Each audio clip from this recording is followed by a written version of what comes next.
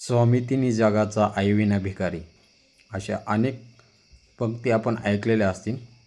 त्याचप्रमाणे आई म्हणजे काय असते? लेकराची माया असते, लंगड्याचा पाया असते, दुधावरची साया असते.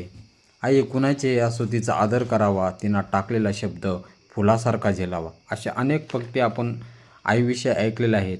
परंतु जे खरंच काबाड कष्ट करतं, जे घराची भिंत असतं, अशा वडिलांविषयी शब्द मोजकेच वापरले जातात. तर अशा वडिलांविषयी 2 शब्द आपण या ठिकाणी ऐकणार आहोत. काळीच सोडून जातोस घरी मन कसं रमतं, काळीच सोडून जातोस घरी मन कसं रमतं, सांगणारे बाबा तुला इतकं कसं जमतं. जड होतं प्रत्येक पाऊल जायचं नसतं त्याला, जड होतं प्रत्येक पाऊल जायचं नसतं त्याला, बॉस दट्टावून विचारतो उशीर का झाला. लेकराचं दुडू दुडू चालणं, भडाभडा बोलणं, हे सगळे क्षण वाहिले जातात.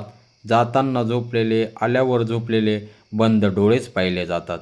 भविष्यासाठी आपल्या त्याचं वर्तमान संपतं, भविष्यासाठी आपल्या त्याचं वर्तमान संपतं, सांगणारे बाबा तुला इतकं कसं जमतं. 2 शब्द बोलण्यासाठी रविवारची वाट पाहिली, त्याची सुट्टी माझ्यासाठी, माझी मी मित्रांसाठी वाहिली. चिडचिड करत आई म्हणायची घरी बस मला, चिडचिड करत आई म्हणायची घरी बस मला, उत्साह पाहून तोच सांगायचा खेळू दे ग त्याला. जगाशी लढणाऱ्याचं बाळापाशी नमतं, सांगणारे बाबा तुला इतकं कसं जमतं. आठव बरं त्याच्यासाठी कधी काय केलंय, आठव बरं त्याच्यासाठी कधी काय केलंय, तो न्यायचं तसं कधी त्याला चौपाटीवर नेलंय, बसवलंय का कधी त्याला आकाश पाळण्यामध्ये, आठव शेवटची मिठी मारली कधी. आईकडून मायेची ऊब पुरेपूर भागते, आईकडून मायेची ऊब पुरेपूर भागते, आणि बाबा असतो म्हणूनच शांत झोप लागते, शांत झोप लागते. धन्यवाद मित्रांनो.